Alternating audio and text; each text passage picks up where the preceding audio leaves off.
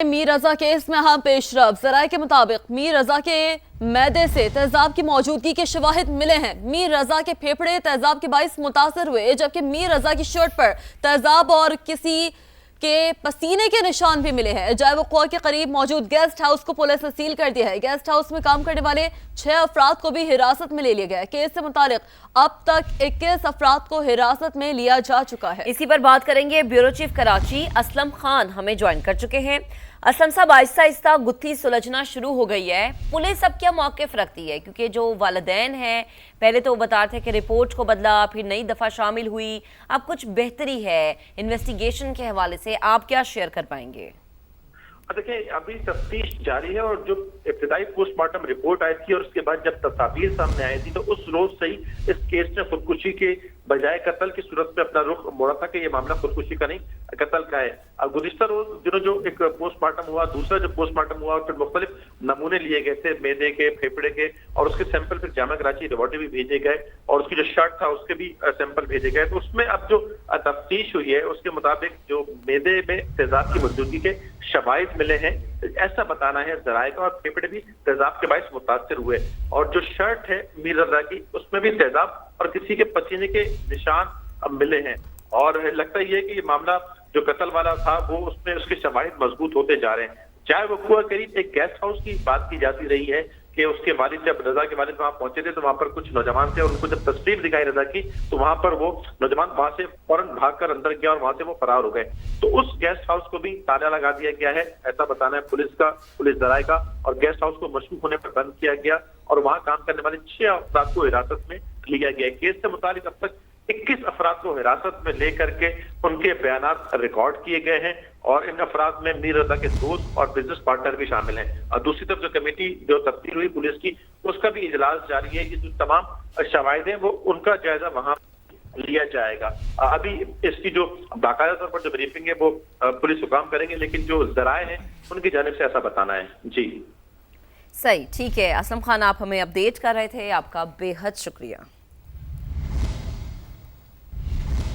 एक और अहम मामला है अफगानिस्तान भारत मजमूम गठजोड़। पाकिस्तान के खिलाफ अफगान तालिबान को दी गई भारतीय नाकिस टेक्नोलॉजी नाकाम, शिकस्त खोर्दा। भारत की अफगान तालिबान रजीम की सरपरस्ती और ड्रोन हमलों के इल्जाम खाक में मिल गए हैं। तहकीकाती रिपोर्ट ने पाकिस्तान के खिलाफ तालिबान रजीम को दी गई नाकिस ड्रोन्स की कलई खोलती है। अफगानिस्तान दहशतगर्दों का गढ़ बन चुका है, जहां 20 से ज्यादा दहशतगर्द तंजीमें सरगर्मे अमल है। रिपोर्ट का यह बताना है दहशतगर्दों के लिए महफूज माहौल भारतीय मजमूम एजेंडे को आगे बढ़ाने का मौका फराहम कर रहा है। दहशतगर्द तंजीम टीटीपी और बीएलए को भी अफगान तालिबान की मुकम्मल सपोर्ट हासिल है। आपको अपडेट करते हैं कि 2026 जून की अगर बात की जाए तो पाकिस्तान पर तालिबान का ड्रोन हमले का दावा पाक फिजाइया ने नाकाम बना दिया। हमारे साथ हमारा पैनल मौजूद है, उन्हें ज्वाइन करते हैं। बिल्कुल महक, रिपोर्ट बहुत कुछ बता रही है। मौजूद पैनलिस्ट हमें ज्वाइन कर चुके हैं, उनसे एनालिसिस हासिल करते हैं। ब्रिगेडियर रिटायर्ड हारिस नवाज साहब का साथ हमें हासिल है, बहुत शुक्रिया समा को वक्त देने के लिए। मारिया सुल्तान साहिबा भी हमें ज्वाइन कर चुकी हैं। थैंक यू मारिया साहिबा फॉर ज्वाइनिंग अस। हारिस साहब, आप कैसे देखते हैं ये रिपोर्ट? तो जाहिर सी बात है बहुत कुछ बता रही है जिस पर पाकिस्तान पहले ही अपना मौक़िफ़ वाज़ेह कर चुका है। हर दफा इंडिया जो भी एफर्ट करता है उसको मुंह की खानी पड़ती है। अभी भी वहाँ 20 दहशतगर्द तंजीमें हैं। इंडिया हर एक के साथ गठजोड़ में किसी तरीके से मार्का में जिसको जिलत में शिकस्त हुई है उसका बदला ले सके। अभी वहाँ पर उसने आपके सामने ये ड्रोन वहाँ पर जाके इनके इंजीनियर्स वहाँ पर मौजूद हैं, इंडियन कॉन्सुलेट में बैठे हुए हैं, वहाँ पर वो इंजन इम्पोर्ट करते हैं और बना रहे, लेकिन ये बहुत रूडिमेंट्री हैं, पुराने स्टाइल के हैं। हमारा एयर डिफेंस सिस्टम जो एयरफोर्स का वो बहुत ही मॉडर्न है, टेक्नोलॉजी बहुत है।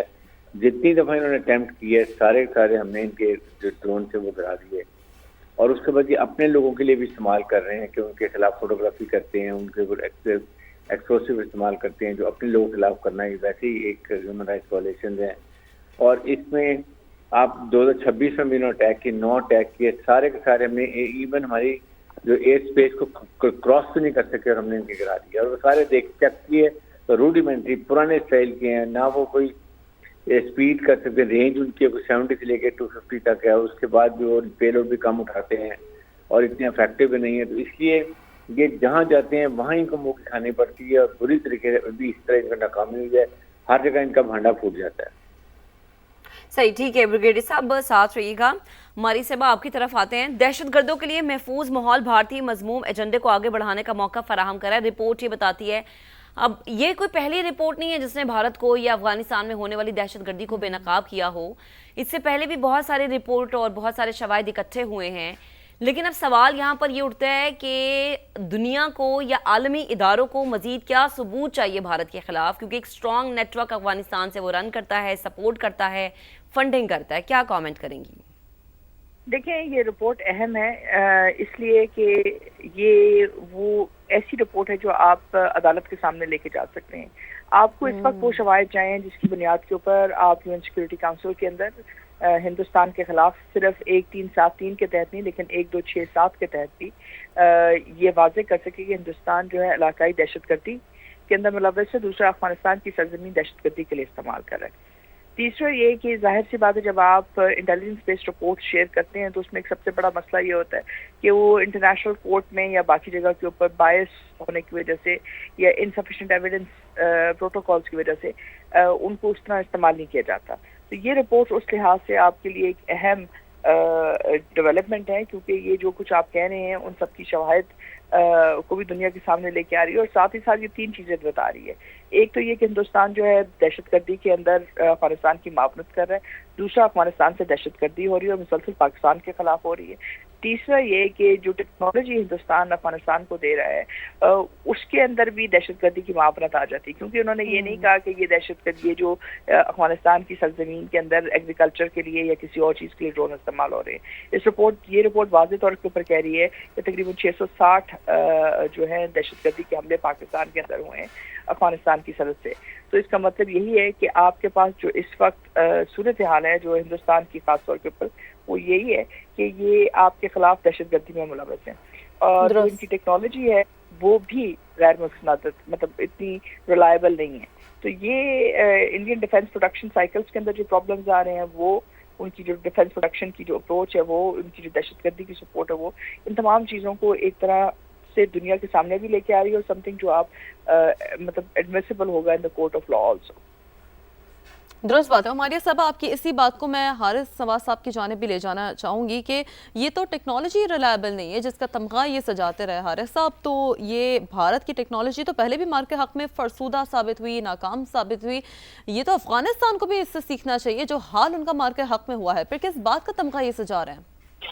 मुझे इसी बात की समझ नहीं आती अफगान तालिबान रजीम की, उनका रहना सहना, बॉर्डर, हर किस्म के दोनों तरफ पश्तून, अफगान से हमारा बड़ा ताल्लुक है, डिस्पाइट इसके जाके वो उसकी गोद में बैठ रहे हैं। What is the purpose? It's only कि उनको ब्लैकमेल करके पैसे ले रहे हैं, फायदा उठा रहे हैं, बिकॉज उनको इंडिया को तो चाहिए कोई भी तरीका हो जिसमें पाकिस्तान डिस्टेबलाइजेशन वो डिस्टेबलाइज करना चाहते हैं, उसकी वजह से ये उनके साथ घुसे हैं। और जाहिर है कि इनकी टेक्नोलॉजी अगर यही होती तो आप मुझे बताएं, पाकिस्तानी जो मारका हक में इनको जिल्लत हमें शिकस्त दी है, साइबर वॉरफेयर में, इलेक्ट्रॉनिक वॉरफेयर में, ग्राउंड हमारे मिसाइल में जाके जो इनका हासिल किया है इनके एयर बेसिस का, वो ये भूल गए।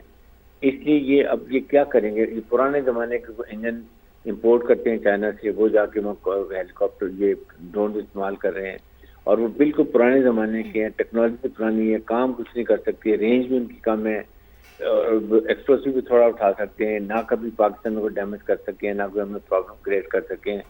जो ही उड़ते हैं हमारे एयर स्पेस के नज़दीक आते हैं, हम उनको गिरा देते हैं, लेकिन अपने लोगों के खिलाफ भी इस्तेमाल कर रहे हैं। ये सबसे बड़ी बात है कि वहाँ पर आजकल जो वहाँ पर एक सिपाहीयान अहम वहाँ पर है बदख्शां में, फिर उसके बाद यूथ रेजिस्टेंस मूवमेंट है, फिर उसके बाद एंटी तालिबान ग्रुप खड़े हो गए हैं, वहाँ पर शेरी ग्रुप खड़े हो गए हैं। अब आहिस्ता इनके खिलाफ मूवमेंट चल रही है कि वहाँ पर इलेक्शन करवाएं, प्रॉपर एक अफगान अवाम अपनी मर्जी की वहाँ पर डेमोक्रेटिक गवर्नमेंट लेकर आए। अब उससे वो परेशानी है। आई एम श्योर अभी अफगान अवाम बड़ी ज्यादा खड़े हो गए तो ये इनके लिए जगह नहीं रहेगी, ये भागेंगे इंडिया में या जाके इजराइल में छुपेंगे।